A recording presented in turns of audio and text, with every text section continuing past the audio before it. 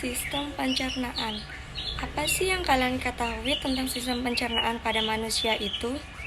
Nah, sistem pencernaan manusia itu memiliki fungsi untuk mengolah makanan dan minuman yang dikonsumsi menjadi nutrisi dan energi.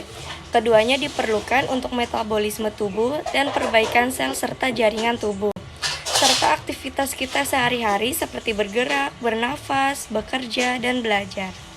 Selanjutnya, kita akan membahas susunan pencernaan pada manusia. Apa saja itu? Nah, yang pertama ada mulut.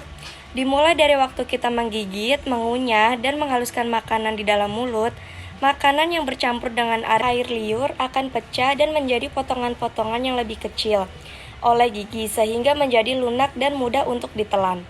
Lidah pun juga mengarahkan makanan di dalam mulut agar tergigit oleh gigi dan mendorongnya masuk ke dalam kerongkongan untuk ditelan. Selanjutnya ada kerongkongan atau yang biasa disebut dengan esofagus. Makanan dan minuman yang kita telan akan melewati kerongkongan atau esofagus. Kerongkongan ialah saluran yang panjangnya sekitar 25 cm dan berfungsi untuk menyalurkan makanan dan minuman dari mulut ke dalam lambung. Di saluran ini terdapat otot-otot khusus menyerupai katup yang disebut lower esophageal sphincter. Katup ini memiliki fungsi untuk memastikan makanan atau minuman yang sudah kita cerna mencapai lambung tidak kembali naik ke kerongkongan ataupun mulut. Setelah itu, kita akan melewati lambung. Setelah menerima makanan dan minuman, lambung akan mengeluarkan zat asam ataupun enzim guna melanjutkan proses pencernaan. Selain memecah makanan, lambung juga membunuh mikroorganisme yang mungkin terdapat pada makanan dan minuman. Di dalam lambung ini, makanan akan dibuat menjadi cairan pekat ataupun pasta, dan selanjutnya akan didorong masuk ke dalam usus halus. Dari lambung, kita akan berlanjut ke dalam pankreas. Bukan hanya memiliki fungsi untuk menghasilkan insulin, pankreas juga bertugas menghasilkan enzim pencernaan seperti lipase, protease, dan amilase.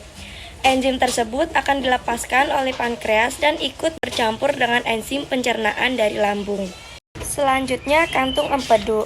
Pada hati atau liver akan menghasilkan cairan empedu, kemudian menyimpannya di dalam kantung empedu. Cairan tersebut terdiri dari kolesterol, garam, empedu, bilirubin, air, serta mineral seperti kalium dan natrium. Cairan ini memiliki fungsi untuk mencerna lemak menjadi asam lemak. Ketika proses pencernaan makanan berlangsung, cairan empedu akan dialirkan ke dalam usus halus. Usus halus. Makanan yang sudah menjadi pasta di dalam lambung akan didorong masuk ke dalam usus halus.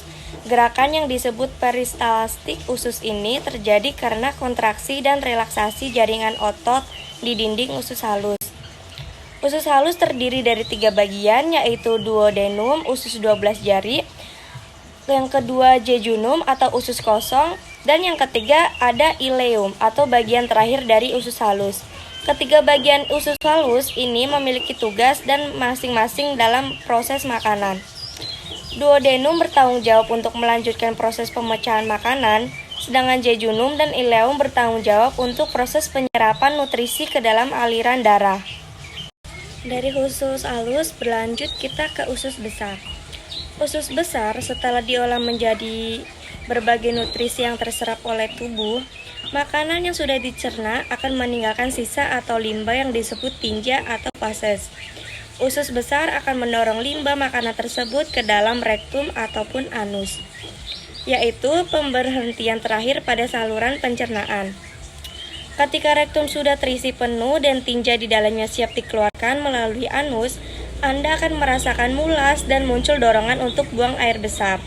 Proses pengolahan dan pencernaan makanan hingga menjadi tinja umumnya memerlukan waktu sekitar 30-40 jam ke depan. Sekian materi penjelasan dari saya kali ini. Terima kasih.